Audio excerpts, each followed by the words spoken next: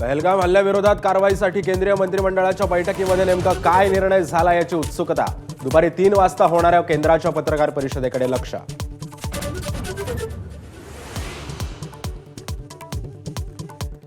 एनआयएचं पथक पुन्हा एकदा पैसरणमध्ये दाखल। प्रत्यक्षदर्शींच्या जबाबांच्या आधारे एनआयए घटनास्थळाचे 3D मॅपिंग करणार।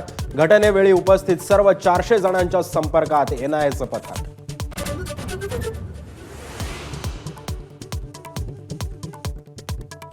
एलओसीवर भारताच्या राफेलच्या घिरट्या सुरू झाल्याचा पाकिस्तानी मीडियाचा दावा। पाकिस्तानची मात्र उडाली झोप।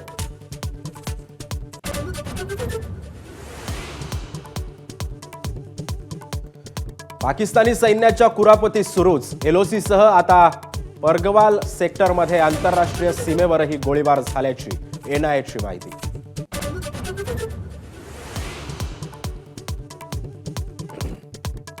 पहलगामच्या हल्ल्यामध्ये दहशतवादी फारूक अहमदचं नाव समोर। ओव्हरग्राऊंड वर्कर्स नेटवर्कद्वारे हल्ला घडवून आणला। तपास यंत्रणेतील सूत्रांची माहिती।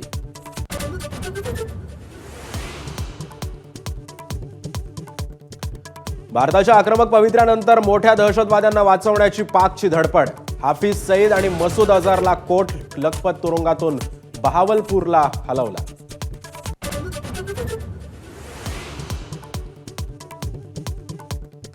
पाकिस्तान आर्मीचे एसएसजी कमांडोज दहशतवादी होऊन करतायत घुसखोरी, तर फाशीची शिक्षा झालेल्यांची दहशतवादी कारवायांसाठी भरती।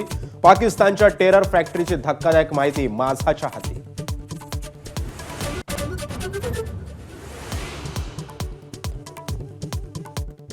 पहलगाम दहशतवादी हल्ल्याबाबत काँग्रेसकडून नेत्यांसाठी मार्गदर्शक सूचना जारी। सार्वजनिक कार्यक्रमामध्ये शिस्त बाळगण्याचे पदाधिकाऱ्यांना निर्देश।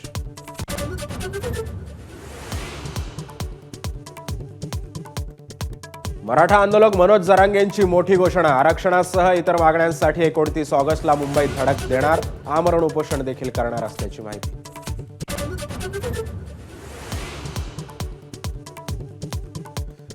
35 वर्ष उल्लेखनीय सेवा बजावणारे विवेक फणसाळकर मुंबई पोलीस आयुक्त पदावरून निवृत्त। देवेन भरतील नवे पोलीस आयुक्त।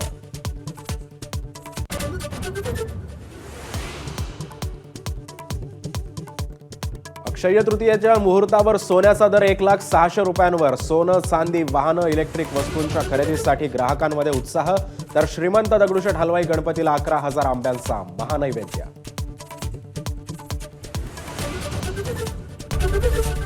एबीपी माझा, उघडा डोळे बघा नीट।